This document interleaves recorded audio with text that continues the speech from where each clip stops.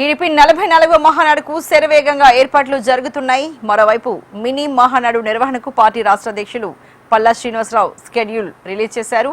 రాష్ట్ర వ్యాప్తంగా అన్ని అసెంబ్లీ నియోజకవర్గాలు ఈ నెల 18, 19, 20న నియోజకవర్గ స్థాయి, 23, 24 తేదీల్లో పార్లమెంట్ స్థాయి మినీ మహానాడులను నిర్వహించాలని ఆదేశించారు.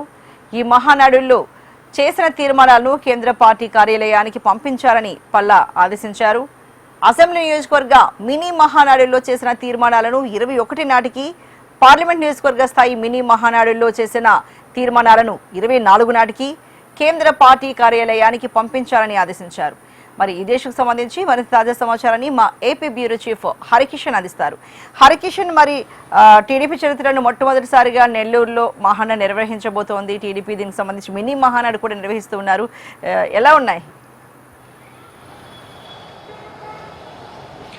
Thank you Archana. Telugu Desam party అత్యంత ప్రతిష్టాత్మకంగా నిర్వహించేటటువంటి మహానాడు కార్యక్రమాన్ని ఈసారి నెల్లూరు జిల్లా వేదికగా నిర్వహించబోతున్నటువంటి పరిస్థితి ఉంది. టీడీపీ పార్టీ చరిత్రలోనే తొలిసారిగా నెల్లూరు జిల్లాలో నిర్వహిస్తున్నటువంటి నేపథ్యంలో రాష్ట్ర ప్రజలకే కాకుండా దేశ ప్రజలకు సైతం ఇది పూర్తిగా గుర్తుండిపోయేలా, పార్టీ చరిత్రలో నిలబడిపోయేలా ప్రత్యేకంగా ఈ కార్యక్రమాన్ని నిర్వహించాలని చెప్పేసి ఇప్పటికే నెల్లూరు జిల్లాకు సంబంధించినటువంటి నేతలందరూ కూడా సమన్వయంతో ముందుకు పోతున్నటువంటి పరిస్థితి ఉంది. ప్రధానంగా ఏదైతే టీడీపీకి సంబంధించినటువంటి పార్టీ అధ్యక్షుడు అంటే నందమూరి తారక రామారావు ఈ పార్టీని పెట్టినప్పుడు ఆ పార్టీకి సంబంధించినటువంటి అధ్యక్షుడు జన్మదినం సందర్భంగా ఈ కార్యక్రమాన్ని టీడీపీ శ్రేణులు, కార్యకర్తలు అత్యంత ఘనంగా నిర్వహించుకోవడం ఆనవాయితీగా వస్తోంది. ఇది పసుపు పండగగా కూడా వారు అభివర్ణిస్తారు. మరోవైపు ప్రతి ఏడాది కూడా 3 రోజుల పాటు లేదా 2 రోజుల పాటు ఈ కార్యక్రమాన్ని నిర్వహించుకోవడం ఆనవాయితీగా వచ్చేది.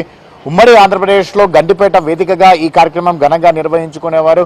తర్వాత ఏదైతే రాష్ట్ర విభజన జరిగిన తర్వాత ఒక్కొక్క జిల్లాలో ఒక్కొక్క సంవత్సరం, ఒక్కొక్క ఏడాది ఈ కార్యక్రమాన్ని నిర్వహిస్తూ వస్తున్నటువంటి పరిస్థితి ఉంది. అలాగే గత ఏడాది తొలిసారిగా కడప జిల్లాలో రాయలసీమలో నిర్వహించారు. అత్యంత ఘనంగా లక్షల మందితో ఈ కార్యక్రమాన్ని నిర్వహించి ఔరా అనిపించారు. టీడీపీ చరిత్రలోనే ప్రత్యేకంగా నిలిచిపోయిన రోజు అని చెప్పేసి కూడా ముఖ్యమంత్రి చంద్రబాబు అభివర్ణించారు.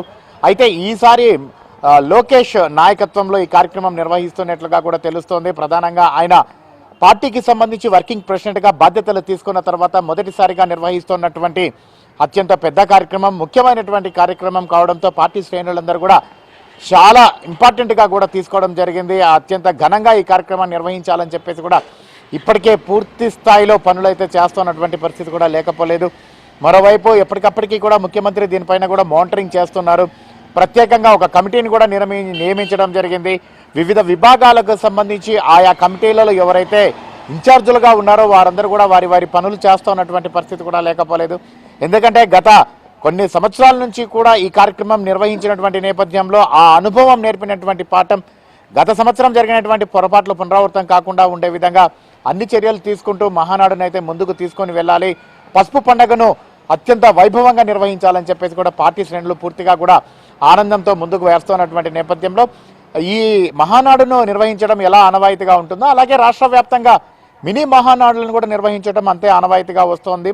ముఖ్యంగా నియోజకవర్గాలు అలాగే పార్లమెంటుకు సంబంధించినటువంటి హెడ్ క్వార్టర్లు, ఏదైతే జిల్లాకు సంబంధించినటువంటి హెడ్ క్వార్టర్లో కూడా మహానాడులు నిర్వహించాలని చెప్పేసి కూడా భావిస్తున్నటువంటి పరిస్థితి కూడా లేకపోలేదు. ప్రతి ఏడాది కూడా అలాగే నిర్వహిస్తారు. అక్కడ ఉన్నటువంటి పరిస్థితులకు అనుగుణంగా, అక్కడ ఉన్నటువంటి సమస్యలకు అనుగుణంగా అక్కడ ఏమైతే అవసరమైతే వాటన్నిటికీ సంబంధించి కూడా పూర్తిగా తీర్మానాలు చేసి టీడీపీ కేంద్ర కార్యాలయానికి పంపడం, ఆ కేంద్ర కార్యాలయానికి సంబంధించి వారందరూ కూడా పంపించినటువంటి ఏవైతే తీర్మానాలన్నింటిని కూడా పరిశీలించడం, వాటిలో ముఖ్యమైనటివి అలాగే పార్టీకి పనికొచ్చేవి, ప్రజలకు పనికొచ్చేవి కూడా ప్రత్యేకంగా స్క్రూటినీ చేసి తర్వాత ఏదైతే మహానాడుకు సంబంధించినటువంటి కార్యక్రమాల్లో వాటిని ప్రస్తావించి అక్కడ ఆమోదింపచేసి ఆ తీర్మానాలను కూడా ఆమోదింపచేసి ముందుకు పోవడం అనేది కూడా ఆనవాయితీగా వస్తున్నటువంటి నేపథ్యంలో 27, 28, 29 3 రోజుల పాటు నిర్వహించేటటువంటి ఈ కార్యక్రమానికి 10 రోజుల ముందుగానే ఈ మినీ మహానాడులను కూడా ఇటు జిల్లా వ్యాప్తంగా ఏదైతే నియోజకవర్గాలకు సంబంధించినటువంటి వ్యాప్తంగా అలాగే 21వ తేదీ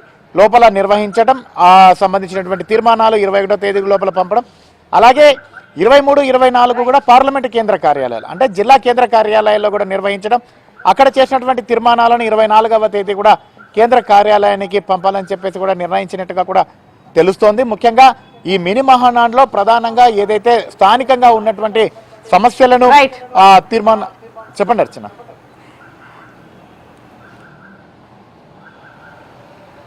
okay, thank you so much Harikishan.